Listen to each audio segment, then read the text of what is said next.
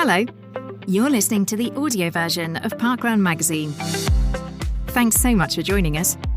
This audio mag is a place to find out more about leading a happier and healthier lifestyle, as well as hearing from the communities and people at the heart of parkrun events across the United Kingdom. Welcome to episode 6, the final episode of series 4 of the audio version of Parkrun magazine. During this series, we're sharing some of the stories that featured in issue 4 of the printed edition of the magazine. In this episode, we'll find out what happens before parkrunners turn up at the event on Saturday and Sunday mornings, and join the parkwalk party in Sheffield. But first, it's always nice to catch up with friends and family at parkrun or to meet new people. But parkrun actually plays a massive role in combating social isolation. Experiencing loneliness can feel debilitating. Figures from the Campaign to End Loneliness and the Office of National Statistics suggest that 3.3 million people in the UK say they often or always feel lonely. That's 1 million more people than felt this way before the COVID-19 pandemic. Coming along to parkrun or junior parkrun is one way to alleviate some of those feelings of loneliness. And we're not just saying that because this is Parkrun magazine. During the summer of 2023, journalist Minreet Kaur spoke to people for whom parkrun has made a real difference. Here's her story. Loneliness can sometimes engulf you. You should never blame yourself for feelings of loneliness or difficult emotions, but feeling lonely can seem like an impossible situation. Some of the loneliest people in our society are also some of the most vulnerable. According to the NHS, chronic loneliness can increase the risk of conditions such as dementia and mental health conditions such as stress, anxiety, low mood and depression. Parkrun Health and Wellbeing Ambassador Dr. Simon Tobin doubles down on this point. For me as a GP, I've been increasingly aware of social isolation and loneliness as something that concerns me, he says. There's a wealth of medical evidence out there that social isolation and loneliness are both linked to poor outcomes medically. It's quite significant. Your risk of heart disease is increased. Your risk of mental health problems is increased. It's an important risk factor that we don't think of. What does loneliness mean? Broadly speaking, there are 3 main types of loneliness. Emotional loneliness, a lack of emotional attachment to someone like a close friend or partner. Social loneliness, a lack of friends to go out with or who share your hobbies and interests. And existential loneliness, a sense of being in a room full of people you know, yet still feeling alone. Of course, it takes courage to take the first steps towards increasing social contact, but being outside is one way to start. Natalie McCandless is a cognitive behavioural therapist. Being in nature provides people the opportunity of getting away from stresses, gives people the chance to be mindful and in the moment, as well as being away from excessive traffic and noise, she says. This really helps people to become more regulated and therefore more open to engaging with others. So being outside can perhaps help you to begin a social interaction. Getting active, even by a small amount, may also be beneficial. Engaging in behaviours that connect us to nature and others can be extremely beneficial to combat loneliness, Natalie McCandless explains. When we engage in a physical activity such as walking or running, it releases endorphins into the body, which make us feel happier. And when we feel happier, we are more likely to engage with other people, including strangers. Furthermore, doing an activity where you have a shared experience with others creates a common ground for opening up a discussion. Dr. Simon Tobin has a similar point of view about shared experiences. Humans are tribal people, he says. We like to group together, and we feel really uncomfortable if we're not in a group. There are people who struggle to mix and find it difficult, but there's something magical about parkrun that allows even timid, introverted people to feel involved. You can just turn up, there's no pressure to speak, but there are opportunities for social connection. The tiny opportunities really, really matter. There are many contributing factors to chronic loneliness, but among them are low income, being single and or living alone, having a long-term disability, and having recently experienced prejudice. In Laura Davis's case, loneliness was triggered when she went back to work after maternity leave.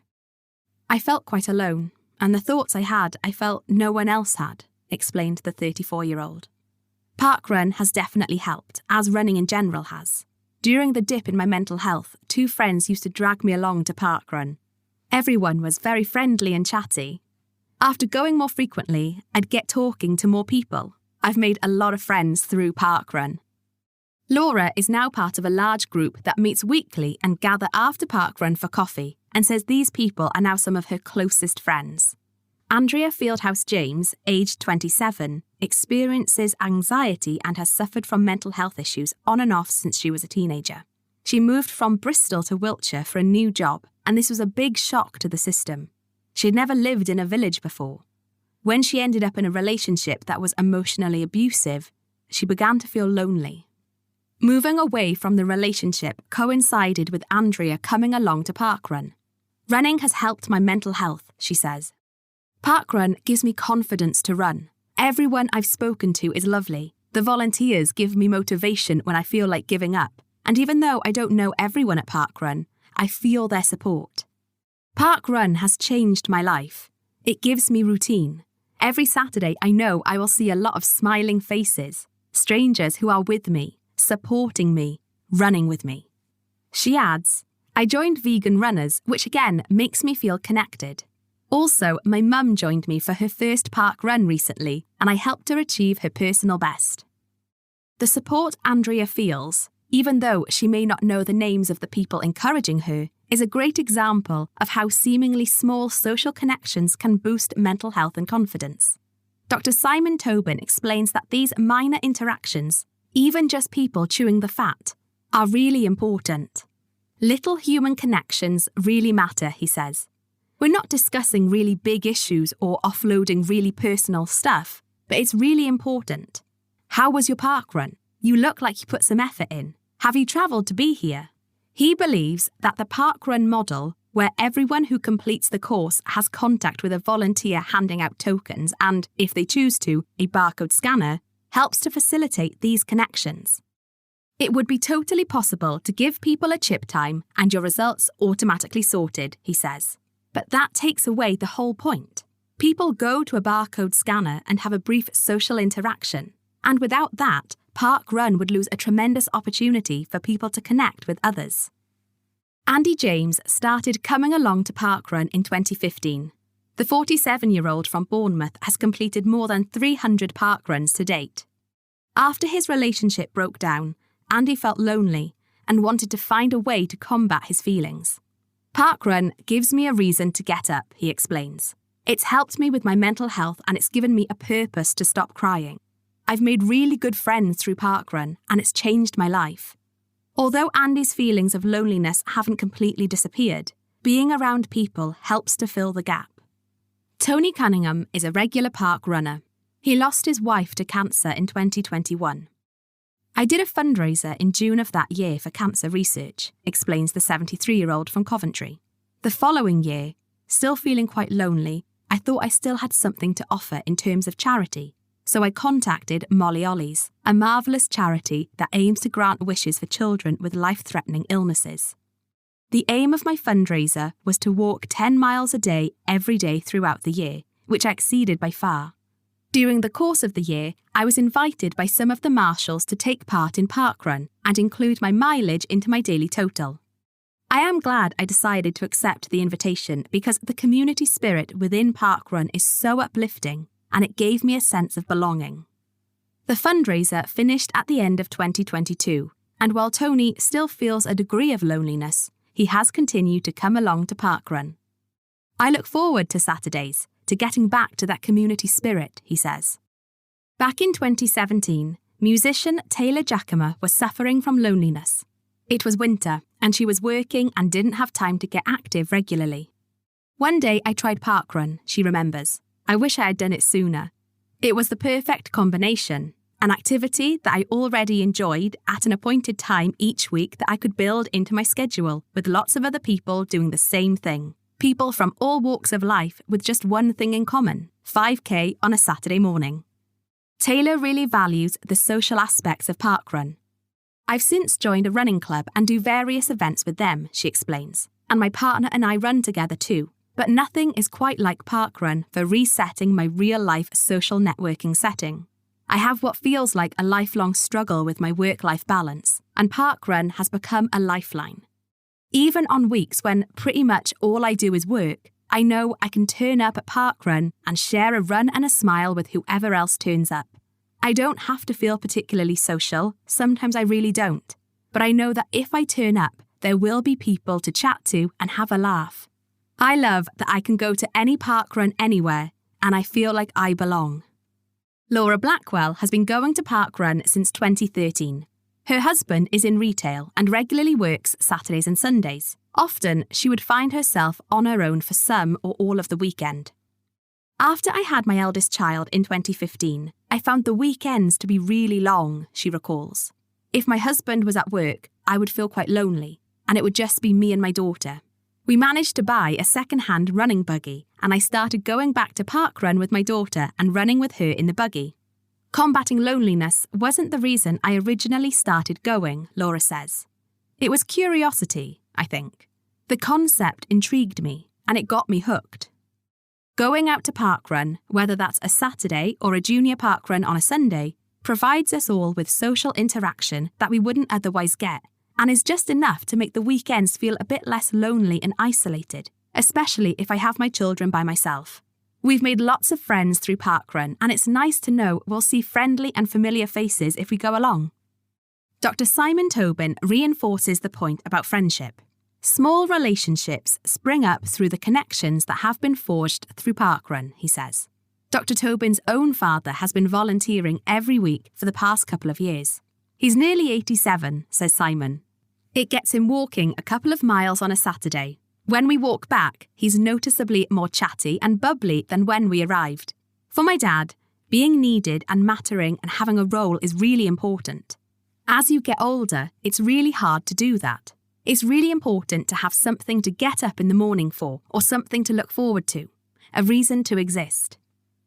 If you're feeling lonely, or you know someone who's become socially isolated, taking the first steps to joining a parkrun community might help. You can just come along to watch. You don't have to talk to anyone straight away, but a small social interaction may make a real difference. When you arrive at parkrun on a Saturday or Sunday, did you know that someone has already walked, jogged, or cycled around the course, looking for hazards or issues and making sure the event can go ahead safely? Let's find out a bit more about what the Event Day Course Check volunteer does. Before each Saturday 5K or Sunday Junior Parkrun, the Event Day Course Check volunteer carries out a full recce of the course to check that it is safe to use and is free from anything that may make it unsafe for participants. If there are small hazards that can be safely cleared, for example litter, then the course checker and other volunteers may do this. If there are larger hazards that can't be cleared, muddy sections, fallen branches, they will inform the run director. The run director will make the decision either to divert the course safely around the hazard, informing parkrunners in the welcome brief, or, if the course is unsafe, cancel the event. For this reason, the course check takes place on the day of the event, as close to the start time as reasonably possible. Shane Langan is on the core team at Ali Pali Parkrun in London. Ali Pali is short for Alexandra Palace. Our landowner has a number of security gates, he explains. So one of the first things we do each week is make sure the relevant ones are open. Ali Pali Parkrun has 2 courses, winter 3 laps and summer 2. The winter course is mostly on asphalt and gravel, whereas the summer course also includes a forest section and grass, which can get quite muddy. Alexandra Palace hosts a lot of festivals, so if there is an event or concert taking place, the course checker also has to make sure the whole course is available and safe to use.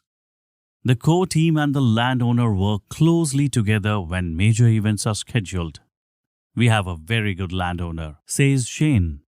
They have been absolutely brilliant to us over the years. Event Day Course Check is just one of the many volunteer roles available at parkrun. If you fancy giving any role a go, Get in touch with your local team. All the jobs are straightforward, and there's always someone around to give you a hand if you need it. Parkrun and junior parkrun are an important part of so many people's weekend mornings. Volunteers work hard behind the scenes to make sure each event takes place safely and enjoyably. Ambassadors are volunteers who work with events and the parkrun staff team to support parkruns and junior parkruns around the country. Ambassadors are often members of event teams too.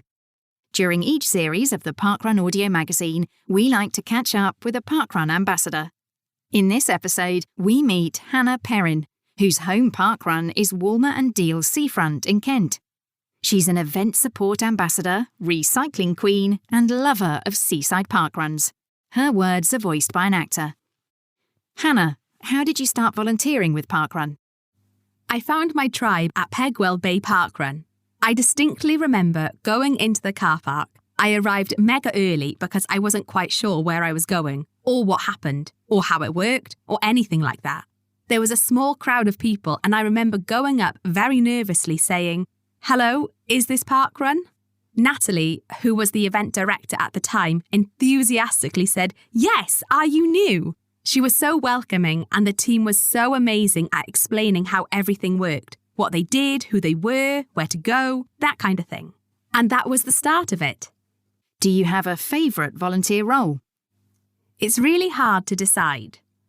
I think my favourite must be doing the first timers welcome. I just love spreading the parkrun love and bringing new folks into the fold with enthusiasm and openness. What do you do as an ambassador? My ambassador story is slightly odd because I was appointed at the beginning of 2020. I became an ambassador and then everything shut down. Now, of course, things have come back to life. I'm an event support ambassador and I have a set of events that I look after, which are fab. It's been lovely to get more involved and visit lots of different parkruns, mostly around the Kent coast. By the time this episode of the audio magazine comes out, Dover Waterfront Parkrun will be up and running, or walking or volunteering. We're using the new pier, which is really cool. The interesting thing about that, though, is because it's a new pier, it doesn't appear on some online maps yet. So on the course map, it looks as if you go along the seafront and then swim or walk on water for the middle kilometre. But I assure you, the pier is definitely there. What do event teams ask you? It depends. Everything's fairly straightforward because most of the events I look after are very well established. But sometimes something unusual comes up that they haven't dealt with before, perhaps a question from a member of the public. With the Dover Waterfront Parkrun, I've been training the core team from scratch. So we started with the ethos and philosophy of parkrun and then moved into the practicalities of setting up an event and keeping it going. What do you do besides parkrun? I'm head of education for a national veterinary association. I teach vets about leadership and management and communication skills.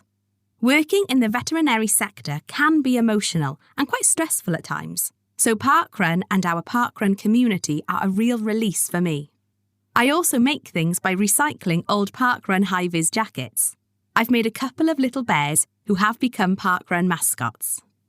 Do you go along to junior parkrun? Absolutely, yes. I'm a run director at Junior Parkrun. It's very friendly, very social. We'll go for coffee and breakfast afterwards. It's a little slice of joyness to start Sunday morning. The thing about parkrun that sometimes people don't know is that you don't have to run. You might have heard of park walkers, the volunteers who walk the course, chatting with other walkers if they want. Lucy Marris from Millhouses Parkrun in Sheffield explains more, voiced here by an actor.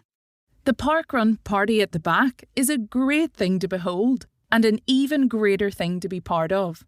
The new role of parkwalker is a fabulous asset to parkruns everywhere, not just because the powder blue is the most flattering of all the volunteer high-vis options, fact, but also because volunteering as a parkwalker delivers the ultimate feel-good hit.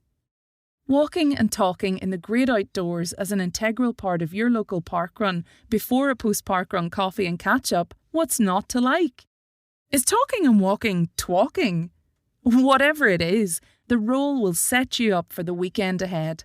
The park walker is there to support and encourage walkers. In practice, this often means sharing a laugh or putting the world to rights with fellow walkers in a mutually beneficial 5K. Some walkers prefer to walk alone, and that's fine too. Encouragement doesn't mean trying to get walkers to run or hounding them if they are seeking tranquility, but it does mean letting everyone walking parkrun know that walking is okay, at whatever pace is comfortable.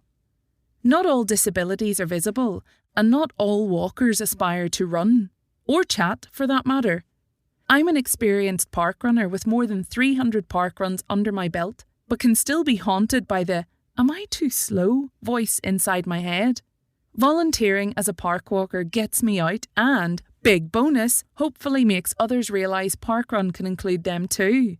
To walk away, parkrunners everywhere, keep rocking the powder blue and let's gather more walkers as we go. What a fantastic, upbeat way to finish the series. Thanks so much to Lucy for her story. If you fancy joining the Park Walk party, come along to your local event. That's the end of this series of the audio version of Parkrun magazine. We really hope you've enjoyed being able to listen to some of the stories we shared in issue 4 of the printed magazine. Don't forget, if you've not heard series 1, 2 or 3, they're also available. Thank you for listening to Parkrun magazine. We hope you like the features and enjoyed our simple ways to take steps towards a happier and healthier life. To find out more about your local parkrun event or collect a free copy of the printed magazine, head over to magazine.parkrun.com. Parkrun magazine is created by Parkrun, with the audio version made possible through editing and audio adaptation by Imogen Lees and production by Like the Wind Media and Runcomm. If you enjoyed listening, please remember to subscribe, leave a review or share it with others. That's all for this episode. We hope you enjoy the next one.